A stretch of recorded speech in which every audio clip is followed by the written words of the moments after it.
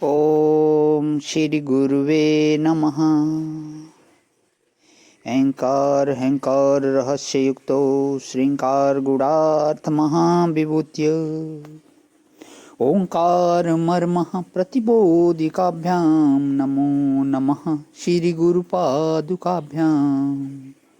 ओम शांति शांति शांति।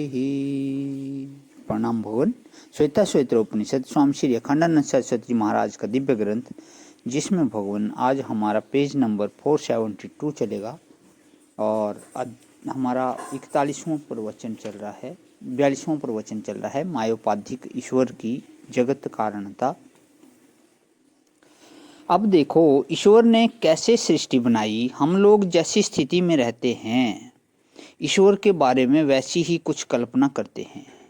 एक जगह कुम्हार बैठता है, एक जगह माटी होती है और एक घड़े के बाद दूसरा बनता है, दूसरे के बाद तीसरा बनता है। ईश्वर कृपा से ऐसा समझो कि ईश्वर सृष्टि कैसे बनाता है।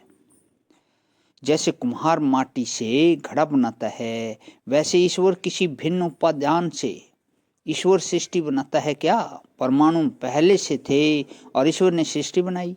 यह कुम्हारवाद हुआ। कुम्हारवाद यही हुआ कि जैसे मिट्टी पहले से थी और संकल्प भी कुम्हार के मन में था, चाक भी था, सूत भी था और सब मसाला तैयार था, इसको आरंभवाद बोलते हैं। परमाणुओं को जोड़कर अणु बनाना और अणुओं को जोड़कर त्रिशेणु बनाना और त्रिशेणुओं को जोड़कर या सृष्टि बनाना आरंभवाद इसको बोलते हैं। बोले नहीं, एक प्रकृति है और वह स्वयं पुरुष को भोग के लिए, जैसे कोई मसाला सड़ जाए और सड़कर ऐसा बन जाए, ऐसे सृष्टि बन जाती है। इसको परिणामवाद बोलते हैं। आरंभवाद न्याय वैशेषिकों का, प्रकृति परिमाणवाद योग सांख्य का और चित्त परिमाणवाद बौद्धों का और चित्त परिणामवाद वैष्णव शैव उपासकों का समझो। ब्रह्म परिणामवाद भी इसे बोलते हैं।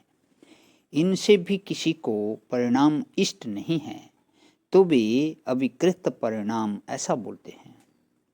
अब यह श्रुति कहती है कि इस तरह से नहीं, बल्कि सृष्टि ऐसे बनती है। कैसे बनती है? बोले माई सृजते, जैसे कोई मायावी पुरुष होवे, ना वहाँ चाक है, ना वहाँ माटी है, न सूत न डंडा, और जादूगर ने अपने जादू के बल से घड़ा बनाकर दिखा दिया। जादूगर में जो अचिंत्य शक्ति है वही उसकी माया है।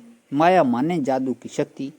यह उपमा है, जैसे जादूगर बिना किसी मसाले के अपने आप को ही भिन्न भिन्न रूपों में दिखा देता है।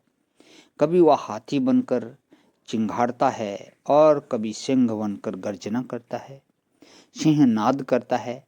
सो वह हाथी कैसे बना?